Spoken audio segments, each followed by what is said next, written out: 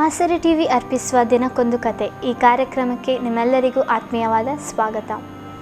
ಈ ದಿವಸ ನಿಮ್ಮ ಮುಂದೆ ಒಂದು ಹೊಸ ಕಥೆಯೊಂದಿಗೆ ಬಂದಿರುತ್ತೇನೆ. ಒಬ್ಬ ಯವನಸ್ಥನ ಬಗ್ಗೆ ನಾನು ಕತೆ ಹೇಳಲು ಇಷ್ಟಪಡ್ತೇನೆ. ದೇವರ ಒಂದು ಸ್ವರವನ್ನು ಕೇಳಲು ಇಚ್ಛಿಸಿದಂಥ ಯವನಸ್ಥನು. ದೇವರ ಸ್ವರವನ್ನು ಕೇಳಲು ನಮಗೂ ಒಂದು ಆಸೆ ಇರ್ತದೆ, ಹೌದಲ್ವಾ? ದೇವರ ಸ್ವರವನ್ನು ನಾವು ಹೀಗೆ ಕೇಳ್ತೇವಾ?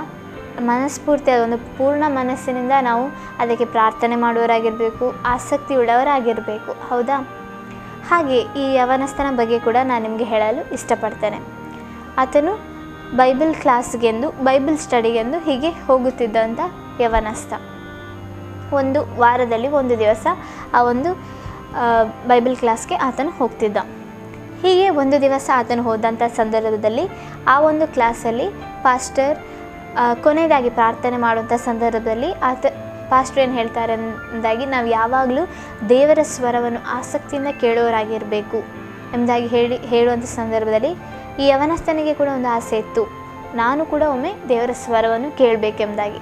ಆತನು ಹೀಗೆ ಆ ಪಾಸ್ಟರ್ ಪ್ರಾರ್ಥನೆ ಮಾಡುವಂಥ ಸಂದರ್ಭದಲ್ಲಿ ಆತನು ಕೂಡ ತನ್ನ ಮನಸ್ಸಿನಲ್ಲಿ ಪ್ರಾರ್ಥನೆ ಮಾಡ್ತಾನೆ, ದೇವರೇ ನನಗೂ ಕೂಡ ನೀವು ನಿಮ್ಮ ಸ್ವರವನ್ನು ಕೇಳುವಂಥ ಕೃಪೆಯನ್ನು ಕೊಡಿರಿ ಎಂಬುದಾಗಿ ಆತನು ಅಲ್ಲಿ ಪ್ರಾರ್ಥನೆಯನ್ನು ಮಾಡಿ ಅಲ್ಲಿಂದ ಹೊರಡ್ತಾನೆ.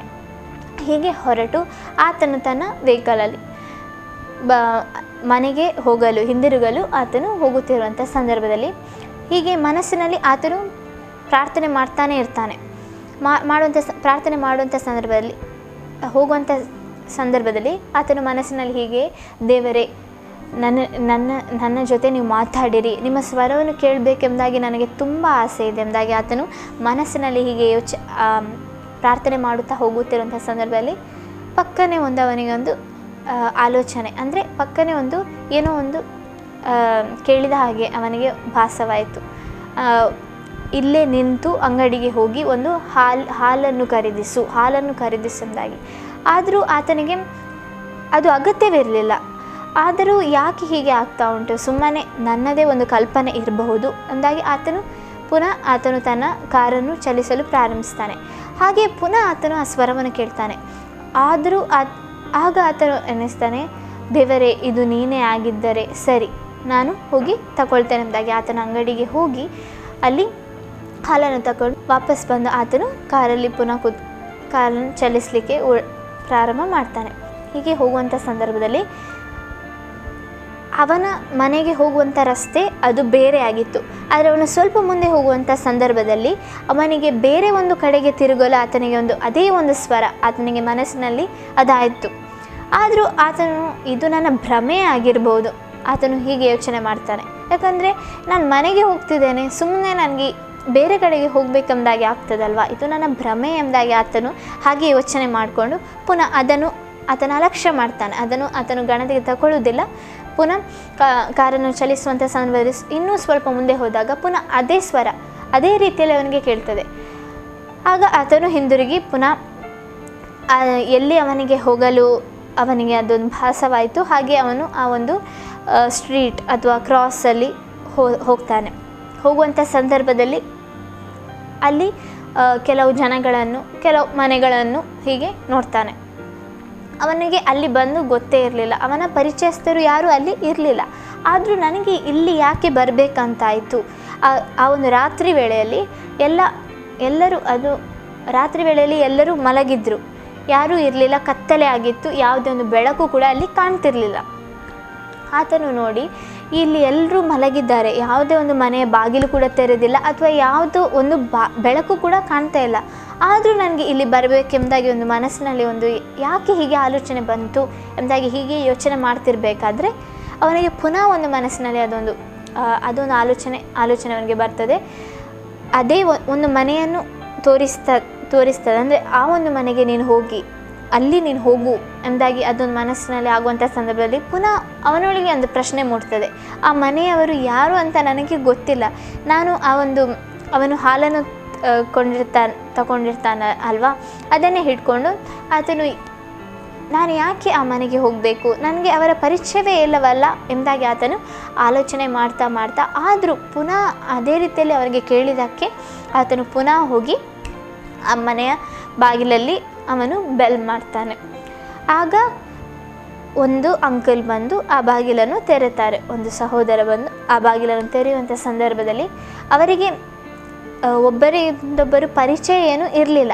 ಆದರೂ ಅವರನ್ನು ನೋಡಿ ಆ ಯವನಸ್ಥನು, ಆ ಬೈಬಲ್ ಕಾಲೇಜ್ಗೆ ಹೋಗ್ತಿದ್ದಂಥ ಆ ಒಂದು ಯವನಸ್ಥನು, ನನಗೆ ಯಾಕೋ ಇಲ್ಲಿ ಬರಬೇಕು, ಈ ಒಂದು ಹಾಲಿನ ಒಂದು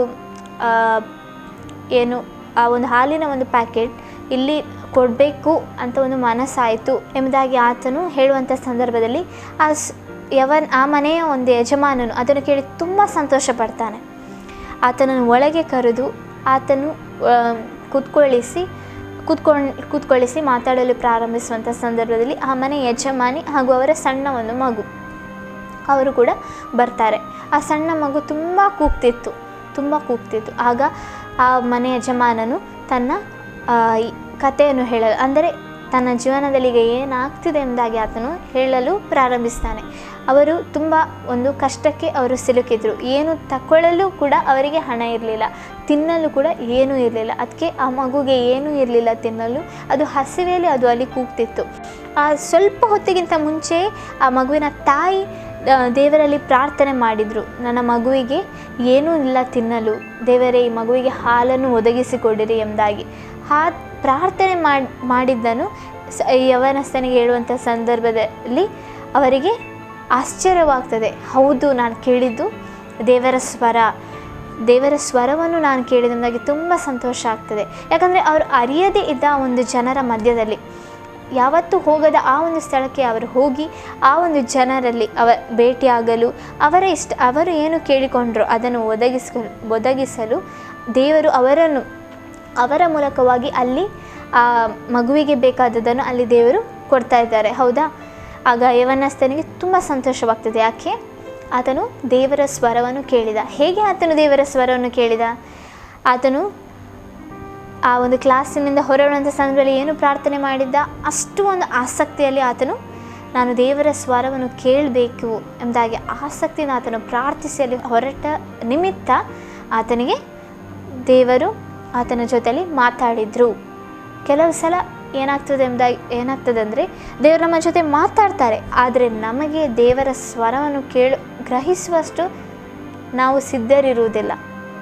ನಾವು ಯಾವಾಗಲೂ ದೇವರ ಸ್ವರವನ್ನು ಆಸಕ್ತಿಯಿಂದ ಕೇಳೋರಾಗಿರಬೇಕು.